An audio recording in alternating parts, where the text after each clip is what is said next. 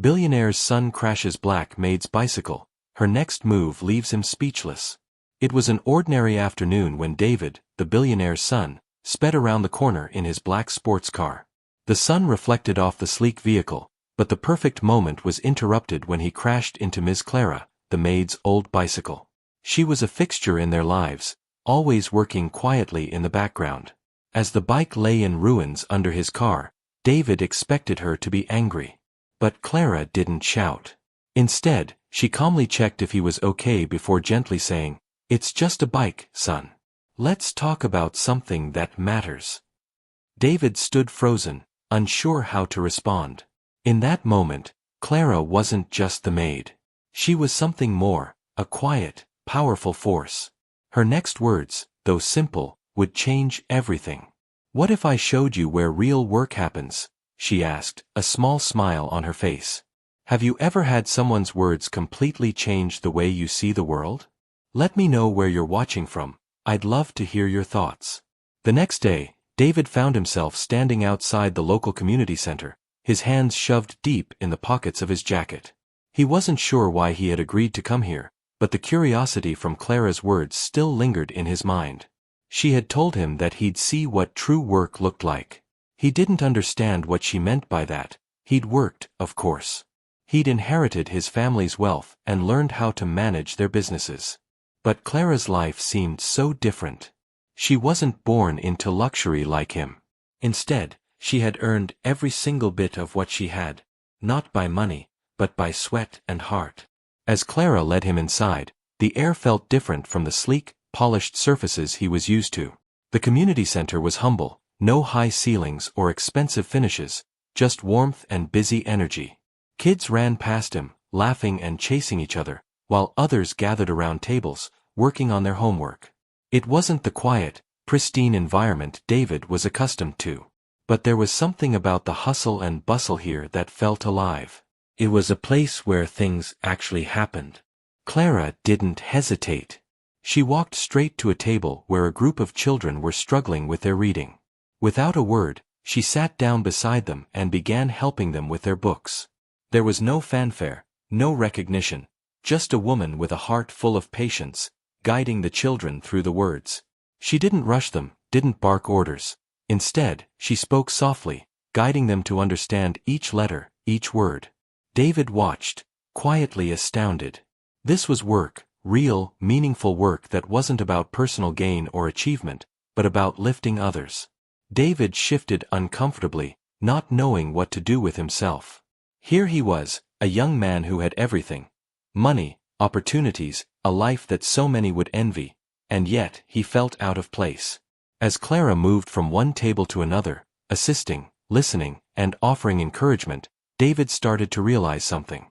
He'd spent so many years measuring success by his family's wealth, but this was something different. He wandered into another room and found a small group of adults in a circle, talking about local issues and how to improve the neighborhood. Clara was already there, helping set up chairs and making sure everyone had what they needed. It wasn't glamorous work. There was no spotlight, no praise, but Clara's presence lit up the room in a way that wealth never could. She didn't need approval. She was doing something bigger than herself. David's eyes were opened in that moment. It wasn't about what you had, or the things you could buy. It was about the lives you touched, the changes you made in the world around you. The impact Clara had on these people wasn't measured in dollars. It was measured in respect, in kindness, in giving back. As the day went on, David felt an unfamiliar pang of guilt. He hadn't done anything like this in his life.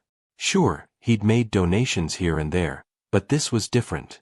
Clara wasn't just helping, she was invested, emotionally involved. She wasn't doing this to earn a tax break or look good, she was doing it because it mattered to her. The difference between them was clear. By the end of the day, David had seen a side of life he had never even thought about before. As Clara packed up to leave, she turned to him, a knowing smile on her face. "Hard work never ends," she said simply, "but neither does the good it brings." David could only nod, not having words to express the mix of emotions that swirled within him. In that small, humble room, something inside David had shifted. He had come to see Clara as more than the maid. She was a force of nature, someone who had everything, yet gave so much of herself. And it was clear now, the world needed more people like her. Days passed after David's visit to the community center, but he couldn't shake the feeling that something had changed within him. The lessons Clara had subtly imparted were still fresh in his mind. He'd spent years focused on his family's wealth, his own success, and the lifestyle that came with it. But Clara. She had everything he didn't: purpose, genuine connections, and a deep understanding of what really mattered. David returned to the center the following weekend. This time, he came with the intention of actually helping, though he still felt like an outsider in this world so foreign to him. As he walked through the door, he found Clara talking to a group of children. Their faces lit up when she spoke, and the affection they had for her was clear.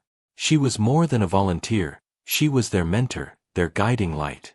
David. Clara greeted him warmly, her smile easy and welcoming. "I'm glad you came back. We're doing a project today, and we could use another hand." David nodded, unsure of what he could offer but ready to try. The project was simple, helping a few kids paint murals on the walls of the center. It wasn't the kind of high-profile project David was used to. There were no press releases, no accolades. It was just kids and volunteers working together to brighten up a place that already had so much heart. As he set to work, David's mind wandered back to his life outside this community. His father had always emphasized power, status, and how a person's worth was tied to their success. Yet here, in this simple room, David saw a completely different view of life. He looked around at the children laughing and painting, at the adults talking about ways to better the community, and at Clara, whose face was lit up by the joy she found in giving back. For the first time, David realized how empty his life had been. His wealth had never brought him the peace he saw in these people, the contentment in Clara's eyes. The work they were doing wasn't about money or recognition. It was about building something that lasted, something that wasn't defined by possessions, but by the people whose lives were touched. As the day wore on, David found himself more engaged in the work. He laughed with the children, listened to their stories, and felt a warmth spread through him that he hadn't experienced in years. It was as if he was finally tapping into something real, something beyond his family's wealth and the expectations he'd always lived under. There was no judgment here, just humanity. The kind of humanity that David had never fully understood until now. Near the end of the day, Clara sat next to David, her eyes warm but serious. "I can tell you're thinking," she said gently. "It's not easy, is it? Giving up the idea that your worth is tied to your bank account." David didn't know how to respond at first. He'd spent so much of his life believing that success was about power, about status. But Clara was showing him that success was measured by something else entirely. By the impact you have on others, by the kindness you offer. "It's harder than I thought," David admitted, his voice quieter than usual. "I've spent my whole life thinking I was doing the right thing, but now, I'm not so sure." Clara nodded, offering him a knowing smile. "It's not about being sure. It's about starting. And you've already started." David looked around at the people he'd spent the day with, each of them quietly doing their part, not for fame or money, but because it was the right thing to do. His heart felt full for the first time in ages. The path ahead wasn't clear, but for the first time, he felt like he was on the right one. As he helped pack up at the end of the day, David thought about how much he still had to learn. But the difference now was that he was ready to learn. Ready to make a real difference, not with money, but with his actions. And he couldn't wait to see where this new path would take him. Weeks passed, and David found himself feeling torn between his family's expectations and the lessons Clara had taught him. One evening, his father called, demanding his focus on the family business. "You can't afford to get soft," his father said. But David felt a growing emptiness as he spent more time at the office, away from the community center that had brought him purpose. Clara noticed the change when she visited him at the mansion. She sat quietly, waiting for him to speak. "Clara, I'm torn between what I've learned from you and what my father expects," David confessed. Clara didn't rush to respond. "David," she said softly, "it's not about choosing one over the other. But if you lose yourself in others' expectations, you'll forget what matters. You've been given so much. What you do with it is what counts." She handed him a small notebook filled with simple acts of kindness. "This is what real success looks like," she explained. David read through the pages, realizing it wasn't about grand gestures but the small, meaningful moments. Feeling a shift inside, David understood, it wasn't too late to change. He couldn't ignore the path Clara had shown him. It would be hard, but it was the right path. Clara left him with one last piece of advice: it's not about what you have. It's about what you give. David felt the weight lift. He was ready to find balance between family legacy and true purpose. David's life started to change, slowly but surely. He returned to the community center, not just as a visitor but as someone willing to give back. He spent his days helping the children with their studies, painting murals on the walls, and assisting with local outreach projects. At first, it was awkward. He wasn't used to this kind of work, but with every day, he felt more at peace. Clara continued to be his guide, offering quiet wisdom when he needed it. As the weeks went by, David felt a shift in himself. The pressure from his father was still there, lingering like a shadow, but now it didn't control him. David had learned to measure success not by the size of his paycheck, but by the lives he touched, the real connections he made. One day, Clara asked him to speak at a fundraiser for the community center. David was nervous. He had always spoken in front of crowds, but this felt different. This wasn't about impressing anyone, it was about being honest and sharing what he had learned. When he stood up to speak, he looked out at the audience. Many of them were the same people he had been working with, people whose lives were very different from his own. But here, he was no longer a wealthy heir. He was just David, someone who had found purpose in the simplest of things. As he spoke about his journey, David felt the weight of his father's expectations lift. He didn't need to prove anything to anyone anymore. The applause at the end wasn't what mattered.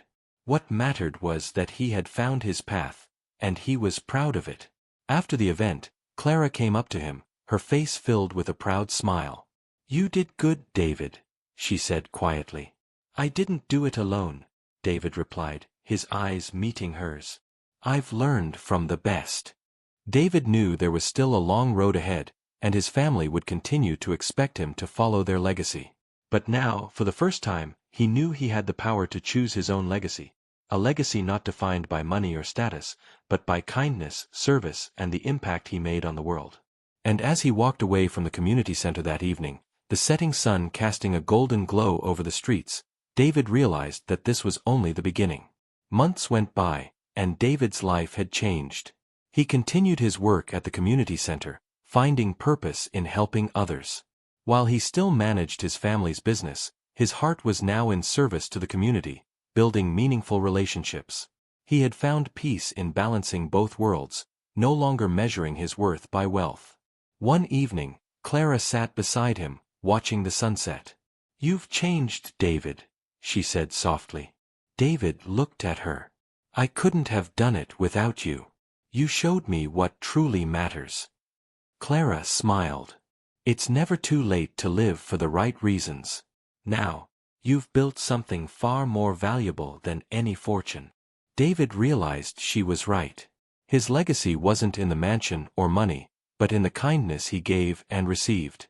He felt ready to walk this new path, one of purpose and impact, with Clara's guidance. As they stood to leave, David felt a deep peace within. He had found his true calling, and this was just the beginning.